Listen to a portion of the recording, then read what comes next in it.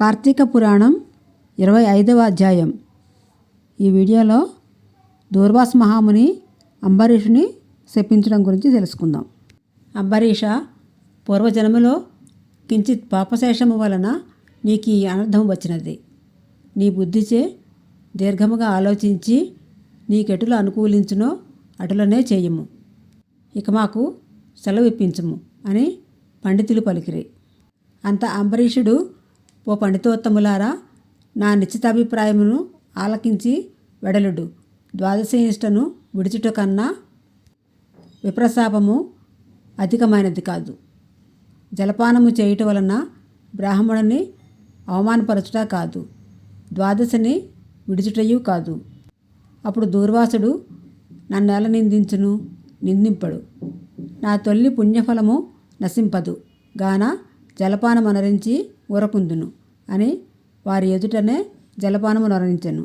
అంబరీషుడు జలపానం అనరించిన మరుక్షణమే దూర్వాసుడు స్నాన జపాదులు పూర్తి చేసుకొని అతటకు వచ్చెను. వచ్చిన వెంటనే ఆ ముని మహారౌద్రాకారుడై కండ్ల వెంట నిప్పులు గ్రక్కుచూ, ఓరి మదాంధ, నన్ను భోజనానికి రమ్మని నేను రాకనే నీవేళ భుజించితివి? ఎంత దుర్మార్గము, ఎంత నిర్లక్ష్యము, ఎంతటి ధర్మపరిత్యాగి! అతిథికి అన్నం పెట్టదనని ఆశ చూపి పెట్టకుండా తాను తినినవాడు మాలభక్షకుడగును. అట్టి అధముడు మరుజన్మలో పురుగై పుట్టును. నీవు భోజనమునకు బదులు జలపానము చేసితివి. అది భోజనముతో సమానమైనదే. నీవు అతిథిని విడిచి భుజించినావు కావున నీవు నమ్మక ద్రోహి వగుదువు. కానీ హరిభక్తుడు ఎట్లుగా గలువు? శ్రీహరి బ్రాహ్మణ అవమానమును సహింపడు. మమ్మయ్య అవమానించుటయనిన శ్రీహరిని అవమానించుటయే. నీ వంటి హరినిందాపరుడు మరొకడు లేడు. నీవు మహాభక్తుడనని అతి గర్వము కలవాడవై ఉన్నావు. ఆ గర్వముతోనే నీవు నన్ను భోజనమునకు ఆహ్వానించి అవమానపరిచి నిర్లక్ష్యముగా జలపానం అనరించితివి. అంబరీష, నీవెట్లు పవిత్ర రాజకుటుంబంలో పుట్టినావురా? నీ వంశము కళంకము కాలేదా అని కోపముతో నోటికి వచ్చినట్లు తిట్టెను. అంబరీషుడు ముని కోపమునకు గడగడ వణుకుచూ ముకుళిత హస్తములతో, మహానుభావ, నేను ధర్మహీనుడను. నా అజ్ఞానము చేతనే ఈ కార్యము చేసి తిని, నన్ను రక్షింపుడు. బ్రాహ్మణులకు శాంతియే ప్రధానము. మీరు తపోధనులు, దయాదాక్షిణ్యములు గలవారును కావున నన్ను కాపాడుడు అని అతని పాదములపై పడాను. దయాశూన్యుడైన దూర్వాసుడు అంబరీషుని తలను తన ఎడమకాలితో తన్ని, దోషికి శాపమేయకుండా ఉండరాదు.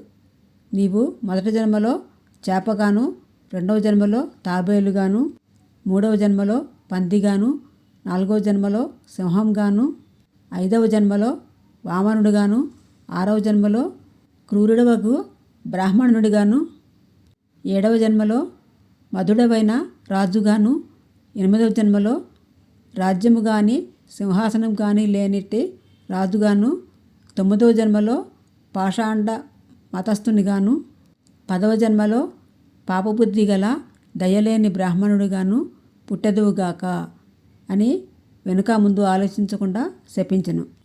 ఇంకనూ కోపము తగ్గనందున మరలా శపించుటకు ఉద్యుక్తుడవుతుండగా శ్రీ మహావిష్ణువు బ్రాహ్మణు శాపము వృధా కాకూడదని తన భక్తునికి ఏ అపాయము కలగకుండాటకు అంబరీషుని హృదయంలో ప్రవేశించి, మునివర్య, అటులనే మీ శాపమును అనుభవించును అని ప్రాధేయపడను. కానీ దూర్వాసుడు ఇంకనూ కోపం పెంచుకొని శపించబోగా శ్రీమన్నారాయణుడు తన సుదర్శన చక్రమును అడ్డుపెట్టెను. ఆ సుదర్శనము కోటి సూర్యప్రభలతో అగ్నిజ్వాలలు క్రక్కుచూ దూర్వాసునిపై పడబోయెను. అంత దూర్వాసుడు ఆ చక్రము తనని మసి చేయునని తలంచి ప్రాణంపై ఆశ కలిగి అతటి నుండి బ్రతుకు జీవుడా అని పరిగిడెను. మహా తేజస్సుతో చక్రాయుధము దూర్వాసుని తరుముచుండెను.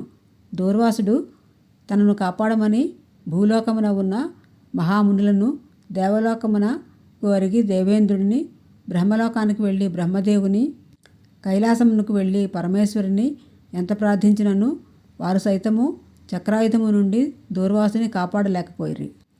25వ అధ్యాయము 25వ రోజు పారాయణం సమాప్తం. ఇలాంటి మరిన్ని వీడియోల కోసం నా ఛానల్ని సబ్స్క్రైబ్ చేసుకోండి. సబ్స్క్రైబ్ చేసుకున్నట్లయితే నా ఛానల్లో ఉన్న అన్ని వీడియోలు మీకు కనిపిస్తాయి. ఈ వీడియో నచ్చితే లైక్ చేయండి, సబ్స్క్రైబ్ చేయండి, షేర్ చేయండి, కామెంట్ చేయండి.